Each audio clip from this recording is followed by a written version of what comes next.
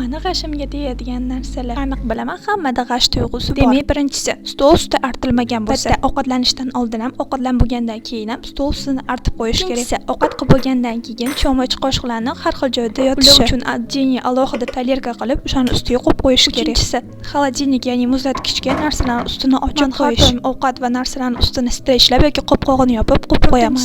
Rakvinani mana shu joyi to'lib turishi. Uni обязательно har doim ichida yuvganda bo'shatish kerak. Chunki juda ham xunuk ko'rinadi. Beshinchisi, rakvina juda ham kir bo'lsa ham yomon g'ashim keladi. Shuning uchun har kuni kechqurun ichida yuvib bo'lganimdan so'ng ko'pirtirib rakvinamni ham yuvib olaman. Keyingisi, oshxona stol cho'chig'laridan yoqimsiz hid kelishi hamda ularning nam holda turishi. Har ichida yuvib bo'lganimdan keyin ularni ham suv bilan yuvib, yaxshilab siqib, quritib, yoyib qo'yaman. O'shanda sasib qolmaydi. Shu o'rinda changlatdaning ham kir bo'lib turishi umuman yoqmaydi. Shuning uchun har chang va oyna artib bo'lganimdan keyin suvlab ko'pirtirib, yaxshilab yuvib qo'yaman. Va chang artgunizcha oppoq bo'lib turadi. Keyingisi bo'lsa, ovqat qilib bo'lganingizdan keyin keladigan yog' hidiga vashshi yomon g'ashim keladi. Shuning uchun har doim ovqat qilib bo'lganimdan keyin обязательно kiyimimni almashtirib olaman. Balog'at yoshidagi va yaqinda to'yi bo'lgan qizlarga jo'natib qo'ying.